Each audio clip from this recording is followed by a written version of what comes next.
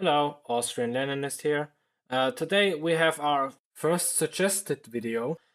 Some random Marxist in the comments suggested that I debunk this video and he linked to it. And so yeah, I'm gonna debunk it. We're gonna look into it.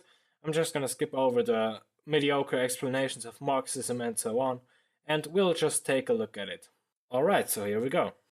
You know, in a perfect society, everyone would have equal access to food, shelter, and every other form of basic resource necessary, not only for survival, but for living a good quality life. In a truly realized utopia, there would be not the smallest hint of racism, sexism, and every other form of discrimination and oppression. And at the very core of this utopian imagining of the world would be, well, communism. Alright, I think this guy got it figured out. I don't need to talk about this anymore. Video just ends now. Okay, thanks, bye, I'm done here. Ist mir egal, mit wem du chillst. Schlaf auf jedem Klo mit jedem Typen, den du willst. But wait, on the other hand, the video is also called 5 Reasons Why Communism Can't Work, so he probably is gonna go full capitalist right now. Or at least it would be if history had not, from time to time again, proved communism to be rather incapable in its quest for realizing an advanced and absolute egalitarian society. While communism has evolved to be a particularly complex, convoluted, and nuanced concept, both of economy and politics, almost everybody who has heard of the word has a basic, albeit simple understanding of the kind of society it imagines. Wrong, actually most people have no clue what communism and Marxism is even about.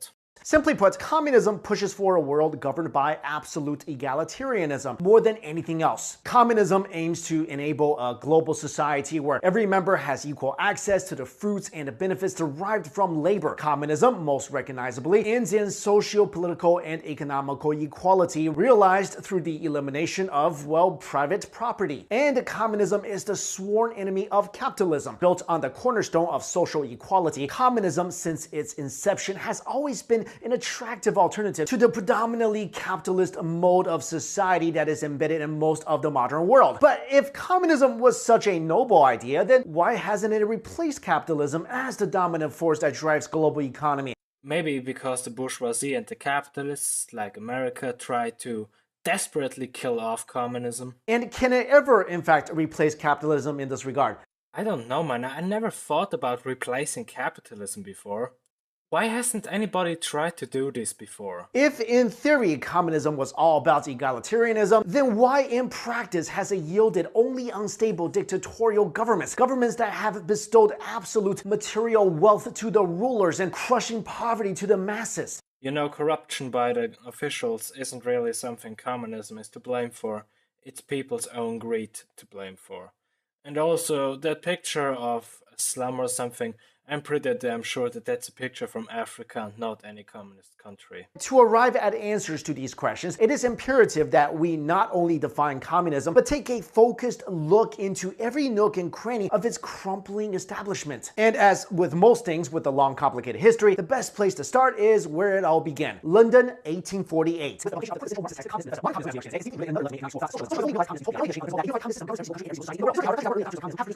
Let's get into a little bit about the Cold War. If history has any indication of its political tendencies, communism often sets itself as a cornerstone to totalitarian dictatorships. I am already triggered as fuck, because this guy seems to be very neutral, yet he uses Adolf Hitler as an example of socialism. Understandably, the advocacy of communism that enables violent revolutions worldwide. I think this guy doesn't understand the definition of a revolution. Like, if you have a revolution, of course it's gonna be violent, so why do you call it a violent revolution? I have yet to see a non-violent political revolution. Like, take even the French Revolution, the Holy First Revolution for that matter. They also killed people violently, so why do you keep naming it violent revolution?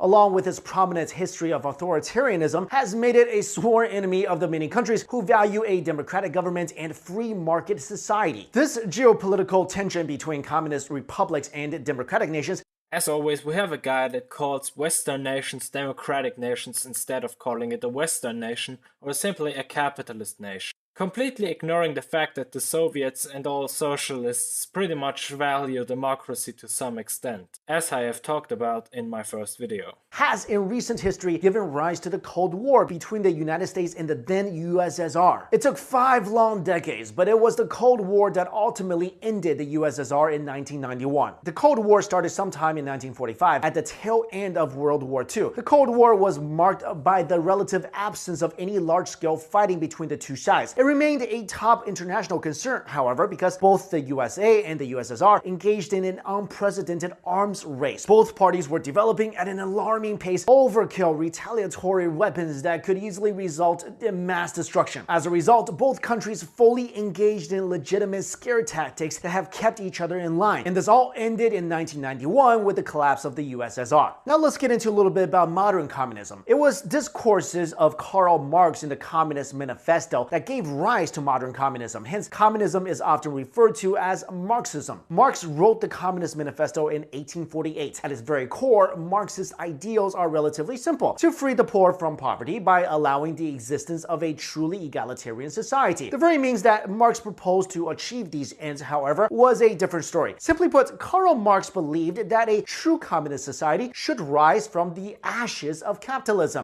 Okay, now what the actual fuck is that? In order to truly liberate the lower class from poverty, Marxism advocates for a violent revolution that will result in the total destruction of any existing systems besides communism. Following the hypothetical dismantling of capitalism, Marx would then push for a dictatorial takeover on the means of production in every segment of society. According to Marx, it is imperative that a dictatorial government gain absolute control over its citizens. Marx imagined an all-encompassing control that would allow the state to make personal decisions for its citizens. Marx's idea of state control extended to education and employment, religion and marriage, and virtually every personal choice that could potentially affect the society. Well, yeah, because almost every aspect of capitalist society has some unavoidable flaws.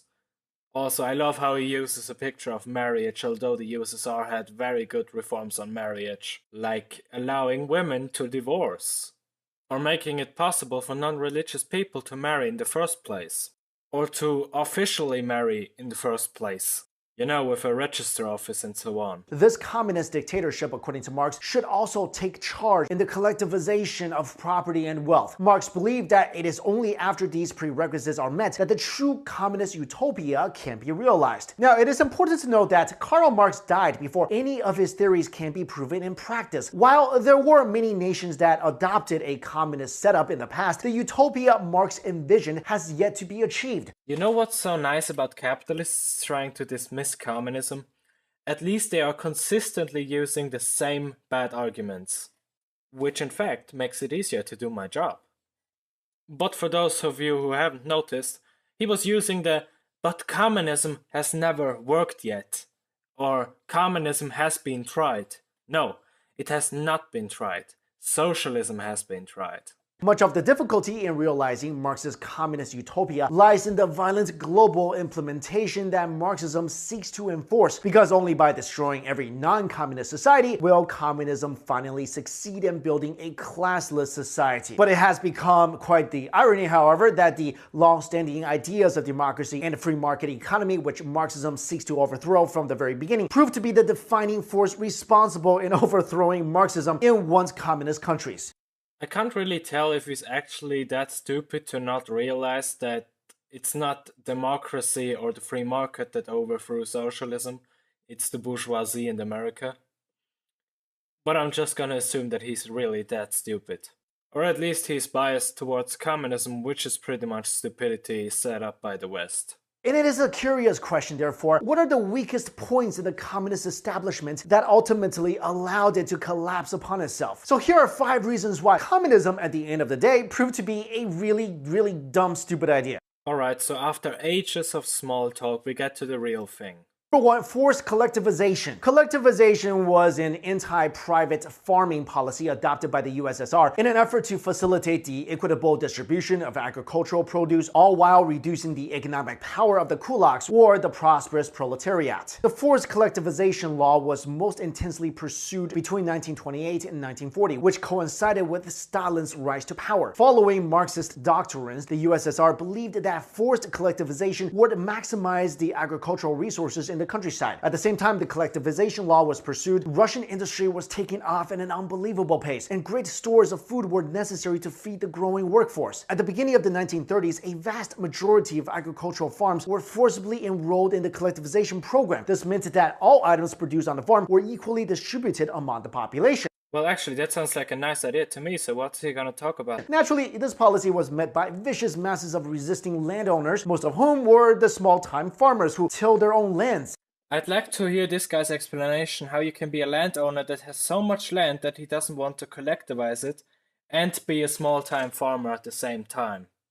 Basically, he's defending kulaks here. To counteract this resistance, Stalin swiftly sent out executioners to get rid of those who opposed the collectivization efforts. This led to tens of millions of people who starved to death. The state's reacquisition of private farms was largely paid for by the working class, some tens of millions of whom famished to death in the first 5 years of forced collectivization. You know, this is just an assumption, but maybe the 5-year plans didn't consider that the kulaks are fucking selfish assholes. Like, if you are working after a 5-year plan and the kulaks won't fucking work, then the 5-year plan is screwed. So it's their own fault that they are starving. I mean, sure, those who already collectivized, they got screwed over as well, but it's mainly the kulaks' fault for refusing. Chinese farmers were met with the same fate in the 1960s, which left 33 million people starving to their deaths. The forced collectivization in China was arguably the single worst famine in recent human history. Not really, considering that famines were a thing in China almost every 10 years or so. And you know what, I will leave a link to Red Vanguard Radio's video about the history of China in the description so you can check out the whole famine stuff. Next, lack of basic human rights. Communism in theory is a philosophical imagining of a utopian society where citizens of the state are ultimately able to share resources and benefits according to need, where property serves as the common good for all, and where citizens engage in work motivated by personal desire rather than economic need. Communism in practice, however, has realized only authoritarian societies so far, where individual rights suffer for collective progress. Fundamental commonplace ideals like freedom of speech and artistic expression among others pose a great threat to a communist society. Okay, I'm just gonna play the "Why would you censor that" game, okay? Here we have Van Gogh's famous Starry Night. Here we have a young soldier that is thoughtfully thinking about the existence of the human race. Here we have a man and a woman having a great time as lovers. That's a picture of a squirrel wishing you a great birthday, but that's not the point. The thing is, the USSR really has no reason to censor art unless it's portraying capitalism or Nazism in a good light. And speaking of Nazism, freedom of speech isn't always a great thing because it gives fascists a platform. The blatant disregard for fundamental civil rights is at the very heart of the collapse of the Marxist governments in former communist states. The above-mentioned forced collectivization policy, for example, is a dangerous practice in circumventing human rights. Number 3, failure to adapt. Among the most prominent reasons why a Marxist setup of society tends to collapse upon itself is because of its inability to adapt to the changing conditions that exists outside of its prescribed reality. For instance, the fluctuation that occurs in a free market economy is a real-world riddle that Marxism economists were unable to solve. A Marxist approach to understanding the market fails to take into account the market prices of commodities. Without access to the checks and balances of the prices of commodities, it was unable to properly distribute its national resources. Alright, this one is more of the advanced points he makes. And actually, I think I've seen a lot of people that, as well as he said, don't really understand how we can deal with commodities, basically. But I wouldn't automatically assume that there is no one out there that knows how we could solve that problem. Next, lack of creativity. A Marxist-informed state by design values utilitarianism over anything else. Marxist utilitarianism basically means that for every action performed by a citizen, there must be a resulting contribution to the empowerment of the state. Communist nations have little to no use for artistic endeavors such as the writing of literature, sculpture, and painting, among others. Yeah, but besides literature, we don't really need art or sculpture, really. It's just a nice thing to have, by the way.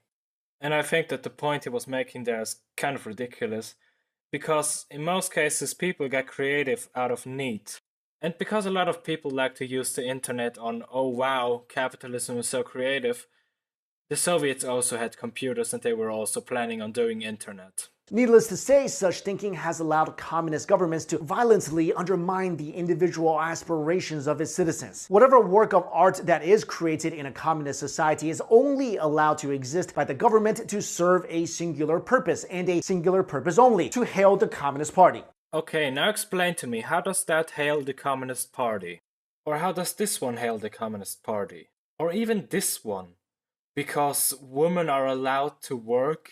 And on the other hand, artists who oppose the Communist Party are perceived as threats and are immediately eliminated. Finally, Marxism was a bad idea from the very start. A likely explanation to the failures of communism, both as an economic and political establishment, is that Karl Marx is basically a moron. You know, I could also say that you're basically a moron and end the video right now, but you probably are making another point here. Much of the economic philosophies of Marxism are deeply rooted in the labor theory of value. Simply put, the theory predicts that relative value of commodity based on the amount of labor that was needed for its production. It asserts that, for example, a car should cost more than a pair of sneakers simply because more labor was necessary in the production of a car than a pair of sneakers. While that equation might sound reasonable on the surface, it is too overly simplified. For example, let's take that iPhone you all have. There are other cell phones out there that pretty much match the performance in every single specification of the more popular iPhone, yet the iPhone retails for twice as much. I mean, the cost of materials and labor between the two phones are pretty similar, yet people gladly pay twice as much for an iPhone.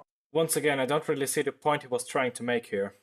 In fact, the point he was making there was more pro-socialist than pro-capitalist. Because he basically pointed out that the labor time is the same and that most other smartphones can also do the same. The same is true for medicine and with almost every commodity in the market, because the real-world economy dictates that the price of a product is motivated by its supply and demand. But to Marx, he saw communism as the final evolution of social progression. He believed that the world was bound to evolve from primitive civilizations to masters and slave societies to feudal kingdoms to capitalist countries to socialist nations until eventually to a singular egalitarian communist utopia. But there exists a larger world outside Karl Marx's mind, a world that might not be a utopia in any shape or form, but a much real world nonetheless, peopled by those who live through real world abuses driven by political and economic inequality. And let's just take the real world examples. I mean, would you like to live in North Korea? I like how he's implying that North Korea is a horrible place from the start. And if there wasn't so much fucking embargoes ruining North Korea's economy, I would gladly live there.